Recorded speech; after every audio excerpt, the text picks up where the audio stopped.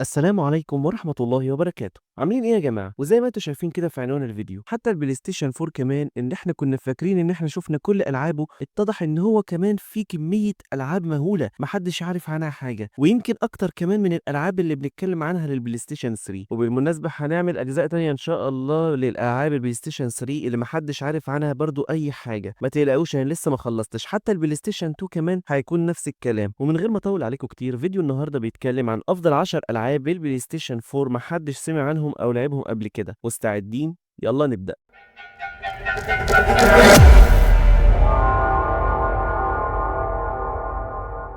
اللعبة رقم واحد واللي اسمها The Deadly Tower of Monsters. اللعبة دي ممكن من اسمها تحس إنها لعبة رعب أو لعبة أكشن تقليدية، بس الحقيقة إنها حاجة تانية خالص، تحفة فنية بشكل ساخر وغريبة جدا، وبتقدم لك تجربة محدش فينا متعود عليها. الفكرة الأساسية إنك بتلعب كأنك جوه فيلم خيال علمي من أفلام الخمسينات والستينات اللي كانوا بيعملوا فيها الوحوش بالكرتون أو العرايس أو الناس لابسين بدلة تنكرية، وتلاقي الديناصور مثلا عامل زي لعبة بلاستيك بتتهز، والحركات بتاعته غبية شوية. كل ده معمول بشكل مقصود جدا علشان يخليك تحس انك بتلعب جوه فيلم رخيص وقديم. اللعبه فيها 3 شخصيات رئيسيه، كل واحد فيهم له طريقته في القتال. واحد بيستخدم اسلحه ناريه، واحد بيحب القتال بالايد، واحده معاها قدرات خاصه، وتقدر تبدل بينهم حسب اللي يناسبك في المعركه. نظام اللعب بسيط زي العاب الاركيد الكلاسيكيه، بس كل ما تطلع لفوق في البرج بتكتشف وحوش اغرب ومناطق جنونيه جدا، وكل طابق في البرج ده كانه فصل جديد في فيلم خيال علمي بائس. الميزه الاهم في اللعبه دي مش بس الجيم بلاي، لكن الكوميديا السوداويه اللي فيها. طول ما انت ماشي، الراوي اللي هو المفروض المخرج بيقعد يعلق على كل حاجه بتحصل بطريقه فيها استهزاء بالفيلم نفسه بطريقه تمثيليه. يعني مثلا لما يحصل انفجار غريب تلاقيه بيقول لك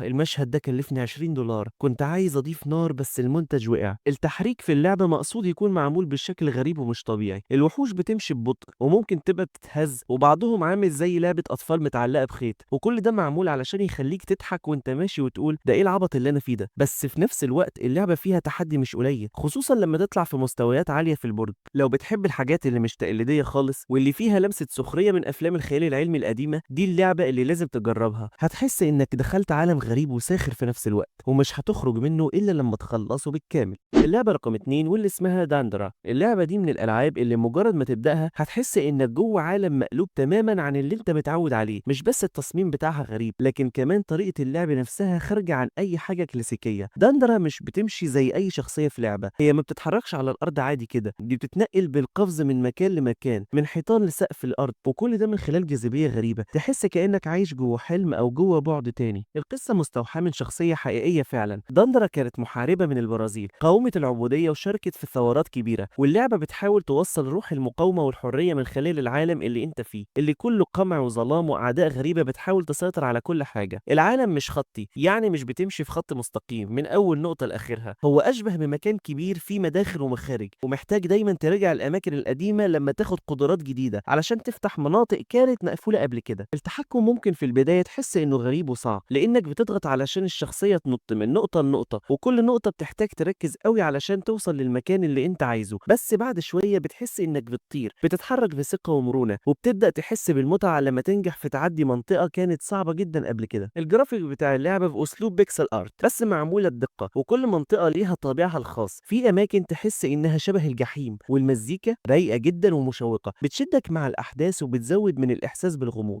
واحده من اهم الحاجات اللي بتميز داندرا هي انك بتحس انك فعلا بتحارب الظلم، بتحاول تطلق العنان للحريه وسط عالم كله قيود، وكل عدو بتموته بتحس انك بتنتقم من فكره القمع مش من شخص. واللعبه رقم 3 واللي اسمها بيورلي مانت سي. اسم اللعبه غريب شويه صح، بس لما تبدا تلعبها هتفهم ليه الاسم ده مناسب جدا. اللعبه بتحكي عن 3 صيادين ضخمين وبشنب كبير وشكلهم كرتوني شويه، بيقرروا انهم يسيبوا حياه الصيد اليوميه ويدخلوا مغامره بحريه مليانه مواقف غريبه وسحريه. طريقه اللعب مش تقليديه خالص، هي اشبه بقصه تفاعليه او كتاب تفاعلي. انت بتحدد الاتجاهات والقرارات، وكل اختيار بيغير الاحداث اللي هتحصل بعد كده. الستايل بتاع اللعبه بسيط جدا من حيث الشكل، الخلفيات عباره عن الوان واضحه ونقيه، والشخصيات كانهم رسمه مرسومه بايد طفل بس متقنه جدا. بس البساطه دي مش معناها ان اللعبه فقيره، بالعكس هي بتخليك تركز في القصه القصة والتفاصيل الصغيرة. كل مرة تلعب اللعبة وتختار اختيارات مختلفة بتفتح قصة جديدة، يعني اللعبة فيها تفرعات كتير وبتشجعك تلعبها كذا مرة. المواقف اللي بتحصل في اللعبة فيها سحر كده، ممكن تقابل وحوش بحرية، جنيات، مخلوقات غريبة، وأحيانا حاجات ملهاش تفسير، بس كلها بتحصل في جو خفيف ومرح، كأنك بتقرا قصة قبل النوم بس وانت صاحي. اللغة اللي بتتكتب بيها النصوص شاعرية شوية، تحس انك بتقرا قصة أطفال جميلة، لكن في نفس الوقت فيها عمق لو ركزت، وفي صوتيات جميلة ومزيكا هادية جدا بتكمل جو الاسترخاء والتأمل اللي في اللعبة. اللعبة مش للناس اللي بتدور على أكشن أو تصويب أو تحدي عالي، لكنها للناس اللي بتحب القصص والخيال والتجارب الغريبة اللي تخليك تبتسم وانت قاعد. واللعبة رقم 4 واللي اسمها سوب مورش. اللعبة دي من الألعاب اللي بمجرد ما تبدأها هتحس إنك دخلت عالم تاني، مش بس بسبب الشكل الجميل بتاع الجرافيك، لكن بسبب الجو العام اللي بتحس فيه إن كل حاجة ساكتة، وكل تفصيلة في اللعبة بتهمس لك كأنها بتحكي سر، مش بتصرخ زي ألعاب الأكشن. اللعبة دي ما فيهاش أي نوع من أنواع القتال، مفيش أعداء، مفيش ضرب نار، كل اللي فيها هو استكشاف وتأمل وهدوء ساحر ممكن يخليك تفكر في حاجات كتير وانت ماشي. انت بتلعب بشخصية بنت صغيرة اسمها ميكو. أختها الصغيرة تعبانة جدا، وميكو بتدور على طريقة تساعدها بيها، فبتاخدها في قارب وبتوصل لمدينة غرقانة بالكامل، كل المباني مغمورة بالمية، واللي ظاهر في المية منها بيطفو فوق السطح كأنه أشباح. العالم كان مليان حياة. مهمتك ببساطة إنك تبحر بالقارب وسط المدينة دي وتطلع على المباني عشان تدور على أدوات أو أدوية تقدر تساعد أختك بيها، وكل مكان بتوصله بتحكي القصة من غير كلام عن طريق رسومات على الحيطان أو مشاهد صامتة. المدينة نفسها فيها جمال كده مريب، تحس إنك تايه وسط أطلال حضارة راحت، والهدوء فيها مش ممل، هو زي حضن كده بيحضنك وبيقولك مفيش خطر هنا، بس في حاجة لازم تفهمها، وتبدأ تستوعب القصة واحدة واحدة. الجرافيك عامل زي لوحة فنية، الشمس بتلمع على المية وورق الشجر بيتهز بالراحة، وكل حاجة حوالين البنت بترقص كأنها تحترم وجودها. الاستكشاف نفسه ممتع، خصوصا إن المباني ضخمة وبتضطر إنك تتسلقها زي ألعاب المغامرات، وبتاخد وقتك وانت بتدور على الطريق الصح، وأحيانا تلاقي حيوانات مائية نادرة أو أماكن سحرية كأنها طالعة من حلم. اللعبة كلها ما بتاخدش وقت طويل، بس هي من النوع اللي بيتحفز في دماغك، لأنك بتحس إنك كنت في رحلة مش مجرد لعبة. لو بتحب الألعاب اللي بتخليك تفكر واللي تديك فرصة تستمتع بالمناظر والطبيعة من غير ما تشيل هم تموت أو تتقتل، فاللعبة دي هتكون تجربة سحرية بجد ليك. واللعبة رقم 5 واللي اسمها فيوتشر جرايند. اللعبة دي شكلها في الأول كأنها حاجة بسيطة جدا، وانت راكب موتوسيكل صغير ماشي على سكة متعلقة في الهواء وبتتنطط من حتة لحتة بسرعة، بس لما تدخل فيها تكتشف إنها لعبة مركبة جدا وعايزة تركيز مش طبيعي. اللعبة من نوع بلاتفورم ريسنج بس بطريقة مستقبلية، كأنك جوه نظام إلكتروني عادي السرعة. اللعبة بتعتمد على حاجتين أساسيتين، إنك تركب سكة لولوية بسرعة مجنونة، وإنك لازم تمشي على لون معين من السكة بنفس لون العجلة اللي في الاتجاه ده. يعني لو عجلة الدراجة اللي قدامك لونها أزرق لازم تلمس الجزء الأزرق من السكة، ولو لمست لون تاني بتنفجر، وهكذا. الصعوبة مش بس في السرعة، لكن في إنك طول الوقت بتبدل الألوان وبتتنطط وتلف بالعجلة 360 درجة علشان توصل للسكة اللي بعدها، وكل ده بيحصل في ثانية أو ثانيتين، وده بيخلي أعصابك مشدودة وأنت بتلعب. اللعبة فيها مراحل كتير، وكل مرحلة بتعلمك حاجة جديدة، وتبدأ تحس إن إيدك بقت أسرع من مخك، وتبدأ تعمل حركات مستحيل كنت تعملها وأنت لسه بادئ. بس فيوتشر جرايند مش مجرد لعبة مهارة، دي فيها قصة كده خفية مكتوبة جوه اللعبة عن شركات ضخمة بتتحكم في كل حاجة، ومؤامرات مستقبلية، وأنت كأنك جزء من اختبار بيتعمل لك علشان يشوفوا أنت مؤهل تكون إيه في المستقبل. وده بيديك إحساس غريب إنك مش مجرد لاعب، أنت داخل نظام رقمي بيقيس قدراتك. الستايل بتاع الجرافيك كله نيون زي ألوان الفلورسنت اللي بتنور في الضلمة، والسرعة والصوتيات فيها بتخليك حاسس إنك في ماتريكس أو عالم إلكتروني مجنون. اللعبة بتديك إحساس بالإدمان، كل مرة تفشل فيها تقول المرة الجاية هنجح، وساعات تفضل تجرب نفس المرحلة 50 مرة علشان تكملها، وكل ما تكسب مرحلة بتجيلك طرق جديدة وتحديات أكتر، وده بيخليها لعبة ممتعة جدا لو بتحب النوع اللي فيه تحدي وسرعة ورد فعل، بس مش لأي حد يزهق بسرعة. اللعبة رقم 6 واللي اسمها ذا سوابر. اللعبة دي بقى من أكتر الألعاب اللي ممكن تخش جوه دماغك وتخليك تفكر في أسئلة عميقة جدا وأنت مش عارف حتى ليه، لأن كل حاجة فيها من أول شكلها لحد موسيقاها بتخليك تحس إن في حاجة غلط أو إنك في حلم واقعي سوداوي. اللعبة عبارة عن ألغاز، بس مش زي أي لعبة ألغاز تانية، أنت بتكون في محطة فضائية مهجورة مفيش أي بشر حواليك، وكل حاجة فيها صوتها مكتوم كأنك ماشي جوه عقل بيصرخ من غير ما تسمع الصريخ. الفكرة الرئيسية في اللعبة هي إنك معاك جهاز غريب بيخليك تخلق نسخ منك، وكل نسخة تتحرك زيك بالظبط في نفس اللحظة، وده اللي بتستخدمه علشان تحل الألغاز. يعني مثلا في باب مش هيتفتح غير لما تقف على زرار، بس الزرار بعيد، تعمل إيه؟ تعمل نسخة منك وتقف هي عليه وأنت تروح لمكان تاني، وهكذا. لكن التعقيد الحقيقي بيبدأ لما يكون مطلوب منك تخلق 4 نسخ في أماكن أماكن دقيقة جدا، وكلهم يتحركوا معاك في نفس اللحظة وعايزين يدخلوا في مناطق ما فيهاش جاذبية أو أماكن بيحصل فيها تبديل بينك وبين النسخة. وساعات بتقف وتقول يا نهار أبيض،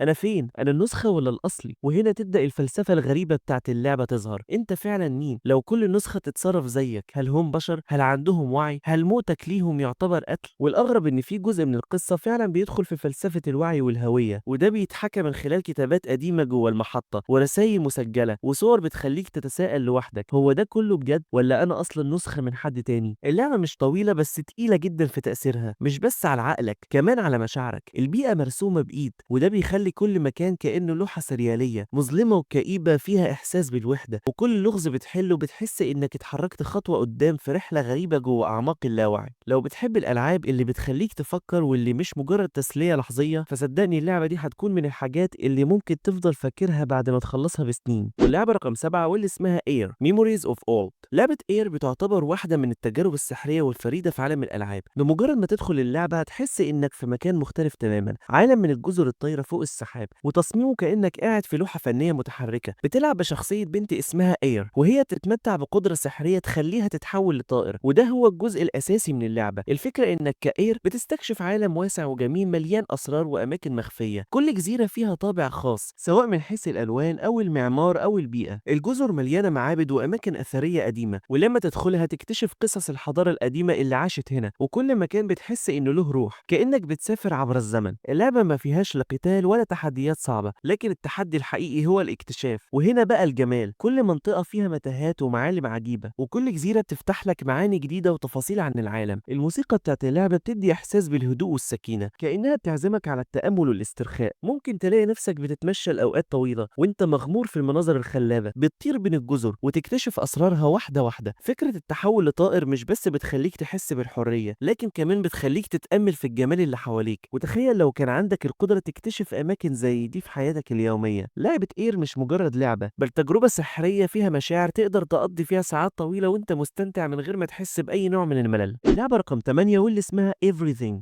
اللعبة دي هي تجربة فريدة من نوعها، وكل ما تفكر فيها كل ما تكتشف عمقها. بمجرد ما تبدأ هتلاقي نفسك في عالم مليان كائنات، من أصغر الأشياء زي الذرات لحد أكبر الكواكب والمجرات. انت ككائن صغير عندك القدرة تتحول لأشياء مختلفة تماما، ومن هنا تبدأ تلعب بالاستكشاف. تقدر تبص على العالم من زوايا مختلفة وتتعامل مع الكائنات من حواليك، وكل ما تتعامل مع شيء جديد بيظهر لك محتوى جديد وفريد. كل حاجة في اللعبة تقدر تتفاعل معاها، وكل كائن له معنى وهدف. الفكرة العميقة هنا إن اللعبة بتديك إحساس بالترابط بين كل شيء في الكون، سواء كنت نملة صغيرة أو شجرة ضخمة، كل شيء له دور في النظام الكوني. الرسومات بتاعتها بسيطة بس جامدة، والألوان زاهية وملفتة للنظر. التجربة هنا مش مجرد إنك تقضي وقت في لعبة، لكن هي دعوة للتأمل والتفكير. لو عايز تحس بشيء مختلف وتستمتع بتجربة فريدة تخرجك من الروتين اليومي، فاللعبة دي هي الخيار المثالي ليك. واللعبة رقم 9 واللي اسمها باوند. لعبة باوند تعتبر واحدة من الألعاب اللي بتحكي قصة من خلال الحركة، مش بس من خلال الحوار أو النصوص. بمجرد ما تدخل اللعبة هتبدأ تلعب بشخصية بنت بتستخدم رأسها كوسيلة للتعبير عن مشاعرها وماضيها، وكل حركة بتنقلها من مكان لمكان، وكل مستوى بيعرض جزء من قصتها. الرسومات بتاعتها مميزة جدا، وكأنها لوحة فنية متحركة. الألوان حيوية، والتصميمات الغريبة للبيئات اللي بتتنقل فيها بتخليك تحس إنك في عالم سريالي، كأنك دخلت في حلم. كل مرحلة في اللعبة بتحكي عن موضوع نفسي، سواء كان الخوف أو الوحدة أو البحث عن الهوية. الرقص هو وسيلة تعبير الشخصية، وكل حركة بتتحرك بيها بتعكس مشاعرها. اللعبة ما فيهاش قتال أو مواجهة، لكن كل ما تتقدم بتكتشف تفاصيل أكتر عن القصة والشخصية. التصميم الفني للعبة بيوصل لك الإحساس بالفن والمشاعر، وبتحس إنك فعلا جزء من رحلة الشخصية. الموسيقى بتضيف جو مميز بتخليك تتعمق في التجربة وتحس بالاسترخاء والهدوء. من خلال باوند هتستمتع برحلة عاطفية عميقة وتكتشف عوالم جديدة وتفاصيل غريبة. اللعبة دي تعتبر تجربة فريدة جدا تخرجك من الروتين وتخليك تحس بالمشاعر الحقيقية. اللعبة رقم 10 واللي اسمها ذا تومورو تشيلدرن. اللعبة دي كانت تجربة فريدة من نوعها، وبتقدم لك رؤية غريبة عن المستقبل. العالم بتدور أحداثها في عالم ما بعد الكارثة.